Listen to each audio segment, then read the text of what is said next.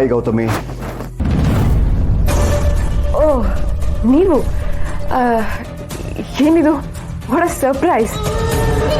All of a sudden ಹೀಗೆ ಪ್ರತ್ಯಕ್ಷ ಆಗ್ಬಿಟ್ರಿ. I mean ನಿಮ್ಮ ಆರೋಗ್ಯ ಹೇಗಿದೆ? ಇಸ್ ಎವ್ರಿಥಿಂಗ್ ಫೈನ್ ನಾ? I am absolutely fine. ಅದಕ್ಕೇನೆ ಅಲ್ಲಿಂದ ಇಲ್ಲಿವರೆಗೂ ಬಂದಿರೋದು. ಗುಡ್. ಹೇಗೋ ಹುಷಾರಾದ್ರಲ್ಲ? ಅಂತೂ ಇಂತೂ ರಮಾದೇವಿ ಮನೆ ಸೊಸೆಯಾಗಿ ಇಲ್ಲಿನ ಕಂಫರ್ಟ್ ಝೋನಲ್ಲಿ ಆರಾಮಾಗಿ ಐಷಾರಾಮಿ ಜೀವನನ ನಡೆಸ್ತಾ ಇದ್ದೀಯಾ. ನನ್ನನ್ನು ಮರ್ತೋಗಿದ್ಯಾ. ಅದಕ್ಕೆ ನಾನೇ ಮಾತಾಡ್ಸ್ಕೊಂಡು ಹೋಗೋಣ ಅಂತ ಬಂದೆ. ಅಯ್ಯೋ ಹಾಗೇನೂ ಇಲ್ಲ. ಆ್ಯಕ್ಚುಲಿ ಮನೇಲಿ ಒಂದಷ್ಟು ಇವೆಂಟ್ಸ್ಗಳು ನಡೀತಿದೆ, ಸೊ ಸ್ವಲ್ಪ ಬಿಸಿ ಇದ್ದೆ.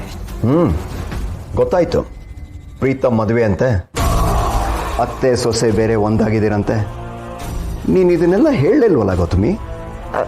ಎಲ್ಲರೂ ನಿನ್ನ ಕಡೆ ಹೇಳ್ಕೊಂಡು ಪ್ರತಿಯೊಬ್ಬರು ನಿನ್ನ ಇಷ್ಟಪಡೋ ಥರ ಮಾಡ್ಕೊಂಡಿದ್ಯಾ ಅಲ್ವಾ? ಒಟ್ಟಿನಲ್ಲಿ ಈ ಮನೇಲಿ ಆರಾಮಾಗಿದ್ಯಾ ಅಲ್ಲ? ನಾನು ಹೀಗೆ ಮಾತಾಡ್ತಾ ಇದ್ದೀನಿ ಅಂತ ತಪ್ಪು ತಿಳ್ಕೊಬೇಡ. ನೀನು ಆಸೆ ಪಟ್ಟಂತೆ ಅಭಿನ ಮದುವೆ ಆಗಿದ್ಯಾ, ರಮಾದೇವಿಗೆ ಸೊಸೆ ಆಗಿದ್ಯಾ. ಎಲ್ಲರೂ ನಿನ್ನನ್ನು ಸೊಸೆ ಅಂತ ಒಪ್ಕೊಂಡಿದ್ದಾರೆ, ಎಲ್ಲರೂ ವಿಶ್ವಾಸನ ಪಡ್ಕೊಂಡಿದ್ಯಾ. ನಿನ್ನ ಗುರಿನ ನೀನು ತಲುಪಿದ್ಯಾ. ನಿನಗೇನು ಬೇಕಿತ್ತೋ ಅದು ನಿಂಗೆ ಸಿಕ್ಕಿದೆ. ಆದರೆ ನನಗೆ ಬೇರೆ ಏನೋ ಬೇಕು. ಅದನ್ನು ಪಡ್ಕೊಳ್ಳೋದಕ್ಕೆ ನಿಮ್ಮಪ್ಪ ರಾಮಚಂದ್ರ ನಂಗೆ ಸಿಗಬೇಕು. ಏನು ನಮ್ಮಪ್ಪನ? ಹೌದು. ನಿಮ್ಮಪ್ಪ ಇಲ್ಲಿಗೆ ಬಂದಿಲ್ವಾ? ಈಗ ಇಲ್ಲ, ಇಲ್ಲಿ ನಮ್ಮಪ್ಪ ಬಂದಿಲ್ಲ. ಯಾಕೆ?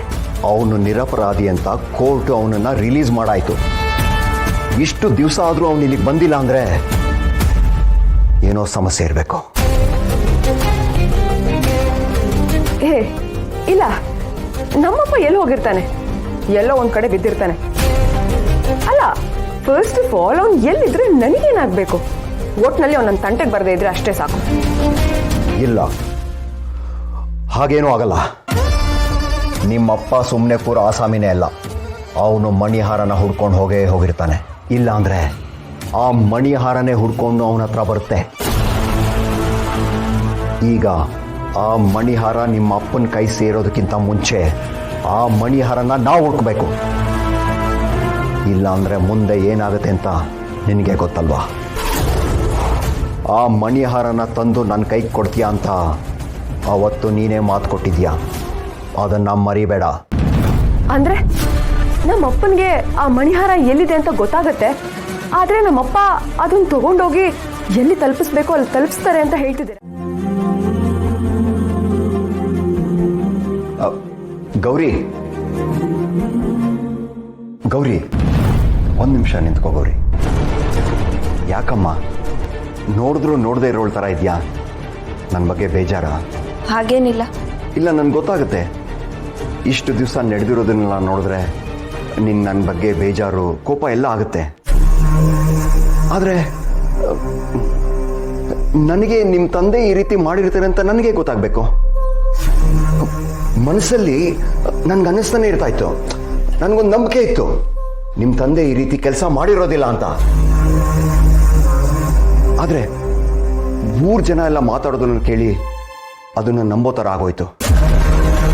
ಆದರೆ ನಾನು ಆ ದೇವ್ರ ಹತ್ರ ಯಾವಾಗಲೂ ಬೇಡ್ಕೊಳ್ತಾನೆ ಇರ್ತಾ ಇದೆ, ನಿಮ್ಮ ತಂದೆ ತಪ್ಪು ಮಾಡಿಲ್ಲ ಅಂತಾಗಿ ಜೈಲಿಂದ ಬೇಗ ಬಿಡುಗಡೆ ಆಗಲಿ ಅಂತ.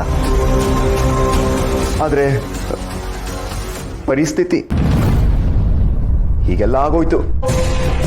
ನೋಡಮ್ಮ ಗೌರಿ, ನನಗೆ ನಿನ್ನ ಬಗ್ಗೆ ಆಗಲಿ, ನಿಮ್ಮ ತಂದೆ ಬಗ್ಗೆ ಆಗಲಿ, ನಿಮ್ಮ ಮನೆಯವ್ರ ಬಗ್ಗೆ ಆಗಲಿ ಯಾವ ಕೋಪನೂ ಇಲ್ಲ, ಯಾವ ದ್ವೇಷನೂ ಇಲ್ಲ. ಏನೋ ನಡಿಬಾರ್ದೆಲ್ಲ ನಡೆದೋಯ್ತು. ಅದಕ್ಕೆ ನಿಮ್ಮ ತಂದೆ ಹತ್ರ ಮಾತಾಡಿ ಅವ್ರ ಕ್ಷಮೆ ಕೇಳೋಣ ಅಂತ ಬಂದಿದ್ದೀನಿ. ಎಲ್ಲಿದ್ದಾರಮ್ಮ ರಾಮಚಂದ್ರ? ಅಷ್ಟೇ ಅಲ್ಲ, ನೀವೆಲ್ಲರೂ ಆದಷ್ಟು ಬೇಗ ಸಂಸ್ಥಾನಕ್ಕೆ ವಾಪಸ್ ಬಂದ್ಬಿಡಿ. ನಿಮ್ಮಂಥ ನಂಬಿಕೆ ಇರೋರು, ವಿಶ್ವಾಸ ಇರೋರು ಸಂಸ್ಥಾನದಲ್ಲಿ ಇಲ್ಲ ಅಂದರೆ ಅರಮನೆಗೆ ಒಳ್ಳೇದಲ್ಲ. ನಿಮ್ಮ ತಂದೆ ಅಂತ ಒಬ್ಬ ವ್ಯಕ್ತಿ ಇದ್ರೆ ಸಾಕು, ಅವರು ಶಕ್ತಿ ಇದ್ದ ಹಾಗೆ, ಇಡೀ ಅರಮನೆಗೆ ರಕ್ಷಣೆ ಇದ್ದ ಹಾಗೆ. ಅರಮನೆಗೆ ಯಾರ್ಯಾರು ಏನೇನು ಮಾಡಿಬಿಡ್ತಾರೋ ಅಂತ ಭಯ ಇದೆ ನನಗೆ. ನೀವೆಲ್ಲರೂ ಅಲ್ಲಿ ನನ್ನ ಜೊತೆ ಇದ್ದರೆ ನನಗೊಂಥರ ಸಮಾಧಾನ ಇರುತ್ತೆ.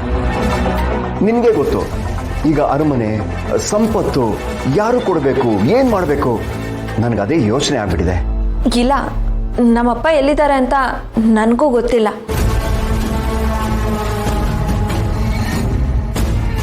ಏನಿದು ಎಷ್ಟೇ ಕೇಳಿದ್ರು ಇವಳು ಬಾಯ್ ಬಿಡ್ತಿಲ್ವಲ್ಲ?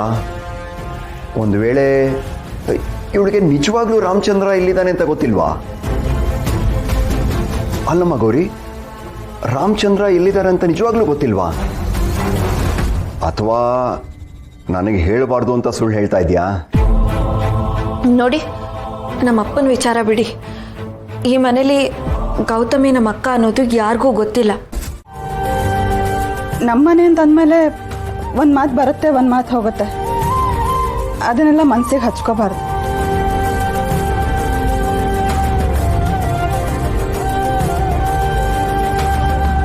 ಕೇಳಿಸ್ಕೊಂಡ? ಅರ್ಥ ಆಯ್ತಾ? ಚಂದ್ರುಗ್ ನನ್ನ ಮೇಲೆ ಎಷ್ಟು ಪ್ರೀತಿ ಇದೆಯೋ ಗೌರಿ ಅವ್ರಿಗೂ ನನ್ನ ಮೇಲೆ ಅಷ್ಟೇ ಪ್ರೀತಿ ಇರುತ್ತೆ. ಅದಕ್ಕೆ ಅವರು ಈ ಮನೇಲೇ ಇದ್ದಾರೆ, ಇಲ್ಲೇ ಇರ್ತಾರೆ. ಏನು ಬಾಸ್ ನೀವು ಏನೂ ಹೇಳ್ದೇನಿ ಇಷ್ಟೆಲ್ಲ ಅರ್ಥ ಮಾಡ್ಕೊಂಡ್ಬಿಟ್ಟಿದ್ದೀರ. ಇನ್ನೇನಾದರೂ ಗೌರಿ ನಿಮ್ಮನ್ನ ಇಷ್ಟಪಡ್ತಾ ಇದ್ದೀನಿ ಅಂತ ಹೇಳ್ಬಿಟ್ಟಿದ್ರೆ ನೀವು ಏನಾದರೂ ಒಂದನ್ನು ಮಾಡ್ತಾ ಇದ್ರಿ. ಅದಕ್ಕೆ ಅದನ್ನ ಪ್ರೀತಿ ಅಂತ ಹೇಳೋದು. ಅದೆಲ್ಲ ನಿನಗೆ ಅರ್ಥ ಆಗಲ್ಲ. ಕಾಫಿ ಕುಡಿ. ಕಾಫಿ ಅಂತಾರೆ, ಸ್ವಲ್ಪ ಮರ್ಯಾದೆಯಿಂದ ಕುಡಿ.